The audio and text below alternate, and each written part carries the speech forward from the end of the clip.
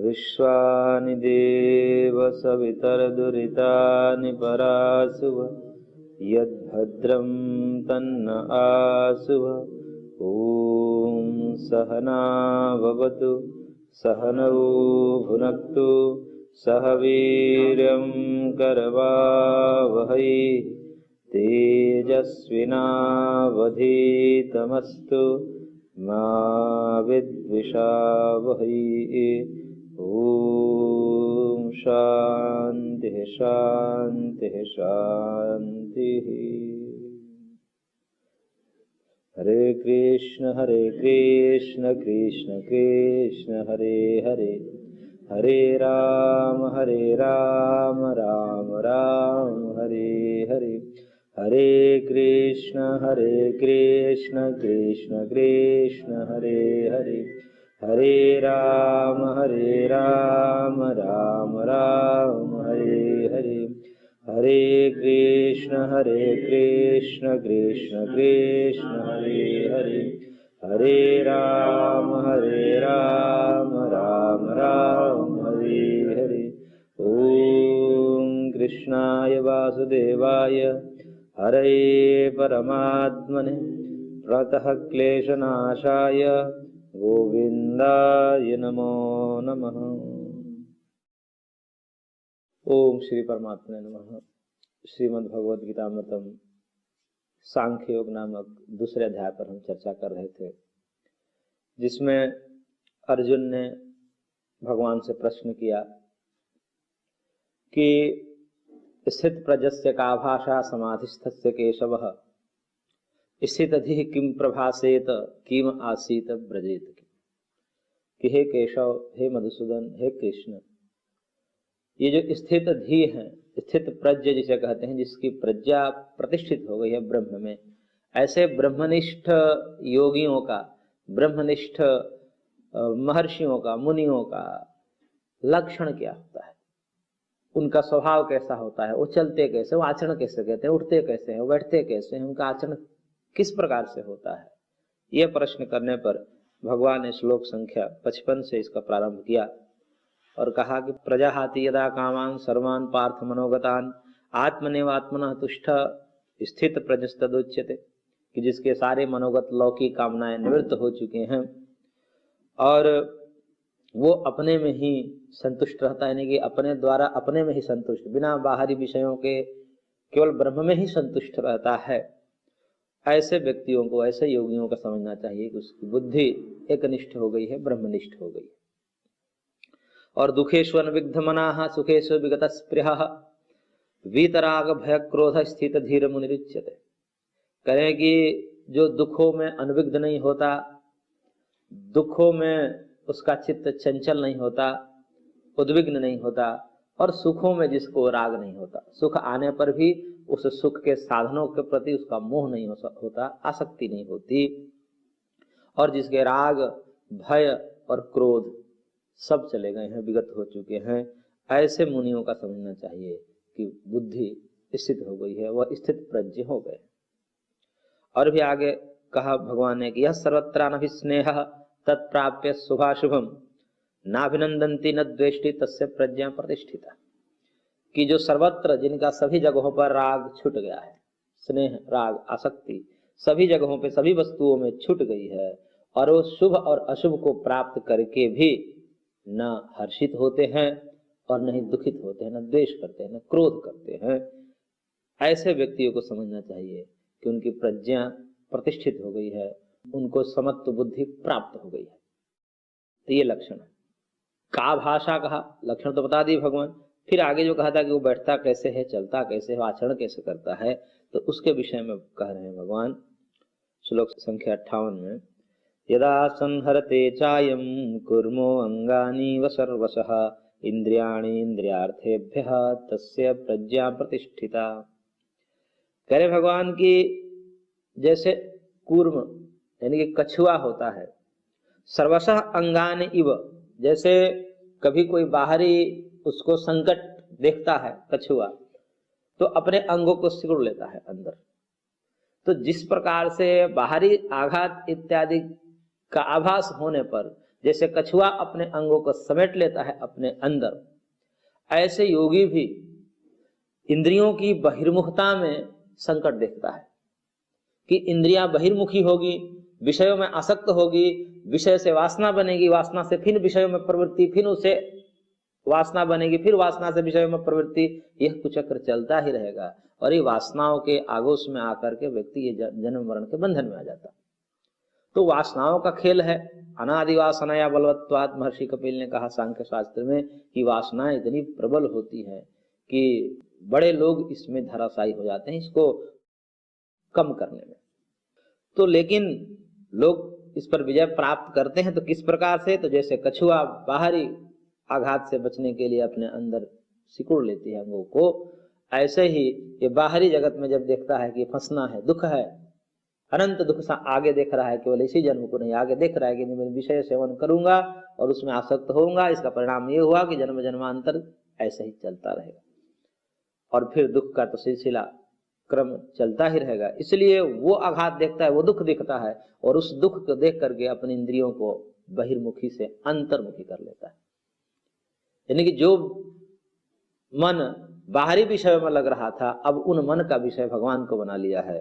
तो इस प्रकार से जब वह कछुए की भांति अपने अंगों को समेट लेता है तो अयम इंद्रियार्थेभ्य इंद्रियाणि संहरते, जब अपने इंद्रियों को इंद्रियों के अर्थों से यानी कि विषयों से, रूप रस गंध शब्द स्पर्श विषयों से जब हटा लेता है तो समझ लेना चाहिए कि तस्य प्रज्ञा प्रतिष्ठिता, उसकी प्रज्ञा प्रतिष्ठित हो गई। वह इंद्रियों को अंतर्मुखी करके और फिर कार्य करता है। यानी कि उसका मन अब विषयों में रमण नहीं करता। दिखता तो है ऊपर से विषयों में रमण कर रहा है, संसार में रमण कर रहा है, दूसरे को दिखता है, लेकिन वो मन से संसार में नहीं रहता। शरीर से संसार में रहना और मन से भगवान में रहना, यही कर्मयोग है। तो मन को जो है वो आंतरिक कर लिया है, अंतस्थ कर लिया है, अंतर्मुखी कर लिया है। और इंद्रिया बड़ी परमात्मी है, आगे भगवान कहेंगे। लेकिन प्रयत्न पूर्वक जिन्होंने अपने इंद्रियों को अंतर्मुखी कर लिया है, बाहरी विषयों से हटा दिया, इसी को योग शास्त्र में प्रत्याहार कहा जाता है।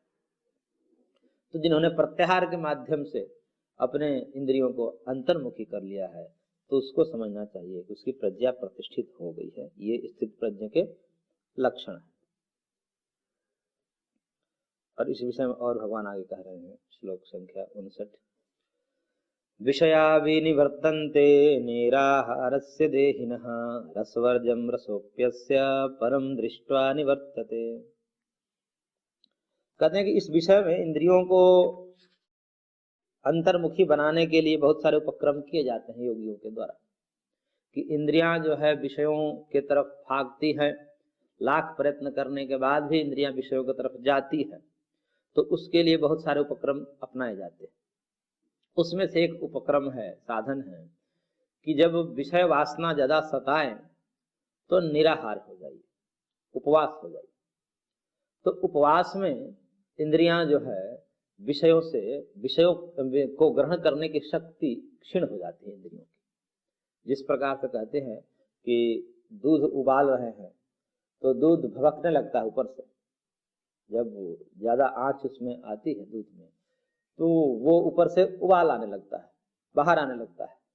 तो उसका क्या उपाय है? तो कहते हैं कि ईंधन को खींच लीजिए। ईंधन को जब खींच लेते हैं तो अपने आप नीचे चला जाता है। तो ऐसे ही ये जो आहार है इंद्रियों को पुष्ट करता है, और इंद्रियों को पुष्ट करता है तो इंद्रियां और विषयों की तरफ प्रवृत्त होने में कुशल हो जाती है। इसलिए जब इंद्रियां सताएं, बार बार विषयों की तरफ जाए, कोशिश करने पर भी न माने, तो ऐसी स्थिति में निराहार उपवास के द्वारा इंद्रियों को संयमित किया जाता है। तो भगवान कह रहे हैं कि विषया विनिवर्तन्ते निराहारस्य देहिनः, कि ऐसे जो आत्मा है वो निराहार करके, निराहारस्य देहिनः विषया विनिवर्तन्ते रसवर्जम, कि निराहार व्यक्ति की इंद्रियां विषय से तो निवृत्त हो जाती है, नहीं कि विषयों को ग्रहण करने का सामर्थ्य नहीं रह जाता उसमें। क्योंकि इंद्रियां उसमें क्षीण हो जाती है। तो इंद्रियों में उसको भोजन नहीं मिल रहा है, इसलिए वो इंद्रियां जो है वासना रहित हो जाती है उस समय के लिए, विषयों को ग्रहण करने में असमर्थ हो जाती है। लेकिन भगवान कह रहे हैं कि रस वर्जन, रस को छोड़ करके उसमें जो रस बना हुआ है, यानी कि रस का मतलब विषयों में आसक्ति, वो नहीं खत्म होती है। जिस समय हम जितने देर के लिए उपवास करते हैं उतने देर के लिए तो इंद्रियां विषयों को ग्रहण करने में असमर्थ है, पर आसक्ति नहीं जाती है। उसमें जो रस बना हुआ है, विषयों में एक आसक्ति बनी हुई है, वो रस खत्म नहीं होता, वो आसक्ति और राग खत्म नहीं होता विषयों का। इंद्रियां भले कुछ देर के लिए नहीं जा पा रही है, अयोग्य हो गई है, कुछ देर के लिए शिथिल हो गई है विषय भोग में, परंतु रस अभी बना हुआ है। ऐसा नहीं कहा जा सकता कि ये व्यक्ति विरक्त हो गया, उसका रस बना हुआ है। इसलिए निराहार ही अंतिम उपाय समझ करके और उपवास आदि के द्वारा शरीर को कृष्ण बना करके और समझना कि अब हमारी इंद्रियां काबू में आ गई है, ऐसी मूर्खता नहीं करनी चाहिए। क्यों? क्योंकि आगे कह रहे हैं कि रसवर्जम रसोप्यस्य परम दृष्टवा निवर्तते। रस बना रहता है। प्रारंभ में तो ऐसे ही इंद्रियों को संयम किया जाता है कि इंद्रियां ज्यादा सताए तो उसको आहार देना बंद कर दीजिए उपवास आदि के द्वारा, परंतु इतने से ये नहीं समझ लेना चाहिए कि अब हम जितेंद्रिय हो गए, अब हमें कोई खतरा नहीं है। जब तक परम दृष्टि, उस परम तत्व परमेश्वर को, परमात्मा को देख नहीं लिया जाता, प्राप्त नहीं कर लिया जाता, साक्षात्कार नहीं कर लिया जाता, तब तक ये रस बना रहता है। और उस परम तत्व का साक्षात्कार करके ध्यान आदि के माध्यम से, भक्ति आदि के माध्यम से निवर्तते, वो भी निवृत्त हो जाते हैं। यानी कि जो रस है, आसक्ति है, यानी कि निराहार रहने वाले तपस्वियों को भी विषयों में आसक्ति देखी जाती है, वो आसक्ति भी नष्ट हो जाती है तब जब आत्म साक्षात्कार कर लिया जाता है। जब ब्रह्म साक्षात्कार कर लिया जाता है तब वो भी रस निवृत्त हो जाता है, क्योंकि परम रस को प्राप्त करके ये वैषयिक रस निवृत्त हो जाते हैं। जैसे मिश्री को खा करके और तत्पश्चात कोई अन्य फल, सेब इत्यादि खाया जाए तो कोई रस नहीं आएगा उसमें, क्योंकि मिश्री रूपी जो तीव्र मिठास है, उस तीव्र मिठास के आगे ये मंद मिठास जो है अनुभव नहीं आते, अच्छा ही नहीं लगता। ऐसे ही जो ब्रह्मरस है, आनंद रस है, जिसको श्रुतियों ने कहा आनंदम ब्रह्म, तो रसो वैसा, रसो ही एवं अयम लब्ध्वा आनंदी भवति। तैत्तिरीय उपनिषद में कहा कि परमात्मा रस स्वरूप है, आनंद स्वरूप है, और आनंद स्वरूप परमात्मा को पाकर अयम जीव, ये जीव लब्ध्वा आनंदी भवति, उसको प्राप्त करके वो आनंदित हो जाता है। तो तब जाकर के अब उसको कोई विषय सता नहीं सकते। अब किसी भौतिक विषय में उसको आसक्ति या राग होगा ही नहीं, क्योंकि परम रस को प्राप्त कर लिया। तो परम रस को प्राप्त करने के पश्चात ही इंद्रियां वास्तविक रूप में संयमित होती हैं, और जितेंद्रिय व्यक्ति तभी होता है जब वो परम रस को प्राप्त कर लिया। उसके अतिरिक्त में तो विषय में भले ही प्रवृत्ति न हो, उपवास आदि के कारण क्षीण हो, लेकिन राग तो बना ही रहता है। उसी को भगवान आगे कह रहे हैं श्लोक संख्या 60 में, यततो ह्यपि कौन्तेय पुरुषस्य विपश्चितः इंद्रियाणि प्रमाथीनि हरन्ति प्रसभं मनः। भगवान कह रहे हैं कि हे कौन्तेय, प्रमाथिनी इंद्रियाणि यततः विपश्चितः पुरुषस्य अपि प्रसभं मनः। कह रहे हैं कि ये जो हरण कर लेने वाली, ये अपने स्वभाव से ही, जिनका स्वभाव है कि मथ देने वाले, इंद्रियां जो है अंदर एक हलचल पैदा कर देती है, अभी शांत है, लेकिन इंद्रियों से कुछ देखा, आंखों से रूप देखा, जीवा से रस लिया, त्वचा से स्पर्श किया, अब वो शांत स्थिति, हलचल में आ गई। अभी सब ठीक था, लेकिन अब वो व्यग्र हो जाता है व्यक्ति, रूप को देख करके, रस को देख कर, स्पर्श को करके वो व्यग्र हो जाता है, वो शांति भंग हो जाती है उसकी। तो करेंगे इंद्रियां कैसी हैं, स्वभाव से ही प्रमाथिनी, मत देने वाली है, अंदर से झकझोर देने वाली है, अंदर की शांति को भंग कर देने वाली है इंद्रियां। और कैसी हैं, तो करेगा यततः विपश्चितः पुरुषस्य अपि, ये तो सामान्य व्यक्ति की बात छोड़ दीजिए, यततः, यत्न करने वाले जो योगी हैं, विपश्चितः, बुद्धिमान है, जिनको सब पता है क्या नित्य है क्या अनित्य है, ये सब सुख दुख जो है अनित्य है, आगमापायना नित्यास्ताम तिक्षस्व भारत, ये जो सब उनको पता है सब कुछ, सब कुछ पता है कि ये सुख दुख आने जाने वाले हैं, ये वैषयिक सुख है, क्षणिक होते हैं, क्षणिक सुखों में हमें नहीं पड़ना। ऐसे विद्वान लोग भी, उनको भी ये इंद्रियां मत डालती है, उनके भी शांति को भंग कर देती है। इतनी ताकतवर इंद्रियां होती हैं। और क्या करती है? मत करके हरंती प्रसभम मन, यानी कि बलात् मन को खींच लेती है। ऐसे ऐसे कहानी आपने सुना होगा कि बड़े बड़े तपस्वी भी देख करके, रूप देख करके, स्पर्श आदि करके उनकी स्थिति डवाडोल हो गई। ऐसे योगियों का वर्णन आता है। न भोगाद्राग शांतिर मुनिवत, सौहरी आदि ऋषियों का वर्णन आता है। तो ऐसे ऐसे तपस्वियों को भी इंद्रियां विचलित कर देती है। क्यों? और विचलित इंद्रियां की, देखा उन्होंने, बस रूप देखा आंखों से और मन करने लगा कि अब मैं ये करूं, और फिर करने के लिए प्रवृत्त हो गए। तो कह रहे कि इंद्रिया ऐसी है कि विद्वान व्यक्ति को भी, योगी को भी, साधक को भी मत देने वाली है। इसलिए क्या करना चाहिए? कहने का तात्पर्य क्या है कि खाली इंद्रियों संयम करके कि मैं उपवास के द्वारा, अपने प्रयत्न द्वारा इंद्रियों को संयमित कर लूंगा, जितेंद्रिय हो जाऊंगा, ये संभव नहीं है। इंद्रियों का संयम करें, परंतु परमात्मा की प्राप्ति पर भी ध्यान दें, उधर भी झुकाव होगा। जब तक परमात्मा की कृपा न होगी, भगवत प्राप्ति नहीं होगी, तब तक तो वो खतरा ही समझिए, साधक के लिए खतरा है।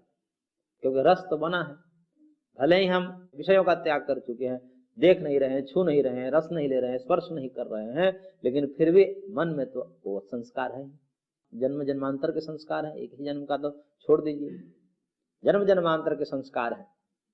जाति देश काल व्यभिता नाम में प्यानंतर्य स्मृति संस्कार यो हे करूपत्वात्, ऐसा महर्षि पतंजलि कहते हैं कि जाति देश काल का व्यवधान होने पर भी, यानी कि किसी और जन्म में हमने कोई संस्कार बैठाया है भोग का, इस जन्म में नहीं किया, लेकिन वो भी प्रकट हो जाएगा।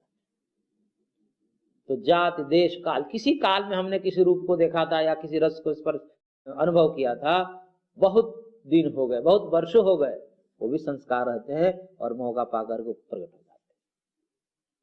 तो कह रहे कि वासनाओं का खेल बड़ा ही दुष्कर है, और इसलिए केवल इंद्रिय संयम के द्वारा इंद्रियों पर विजय प्राप्त नहीं किया जा सकता। प्रारंभिक रूप में तो प्रयास करना ही चाहिए, परंतु परमात्मा की तरफ भी ध्यान देना चाहिए। इंद्रियों के संयम के साथ साथ अपने चित्त को परमात्मा में लगाने का प्रयत्न करना चाहिए। और जब परमात्मा में चित्त लग जाता है और धीरे धीरे परमात्मा का प्रकाश अंतःकरण में हो जाता है, तब उसके इंद्रियां जो है अब वैषयिक रसों की तरफ नहीं भागती। विषयों में जो है उसको कोई रस नहीं आता, संसार के रस उसके लिए निरस हो जाते हैं, उसे कोई रस नहीं आता। अब ऐसा व्यक्ति जो है इस जगत में विचरण करे तो उसको कोई प्रभावित नहीं कर सकता, विषय उसे आकृष्ट नहीं कर सकते। तो यहाँ पर भगवान ने इंद्रियों को ऐसा बताया कि स्वभाव से ही ऐसी है कि मत देने वाली हैं, और बुद्धिमान व्यक्ति को भी, तपस्वी व्यक्ति के भी मन को बलात् खींच लेती है।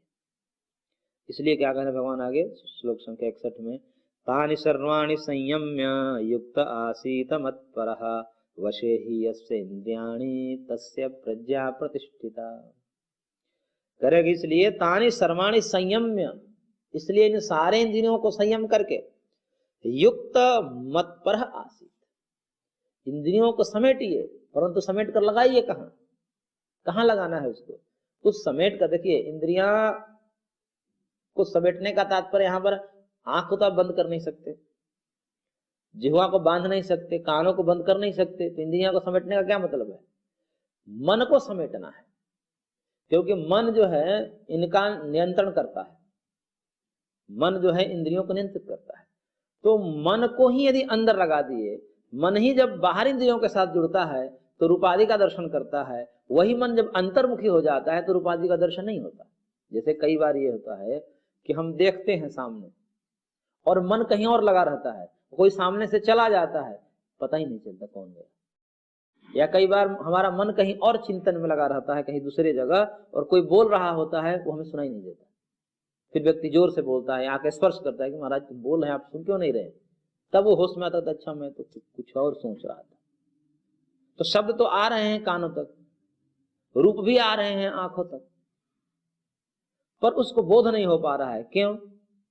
क्योंकि मन वहां नहीं लगा है। तो मन कहीं और लगा होता है तो इंद्रियों के विषय का सन्निकर्ष होने पर भी, संबंध बनने पर भी उसका अनुभव नहीं होता। ऐसे ही मन को भगवान में लगा रखा है, इसलिए भगवान कहे कि इंद्रियों को संयमित करिए, त्याग करिए, विषयों से दूर रहिए। लेकिन करना क्या है? मत परह, मेरे में चित्त को लगा दीजिए।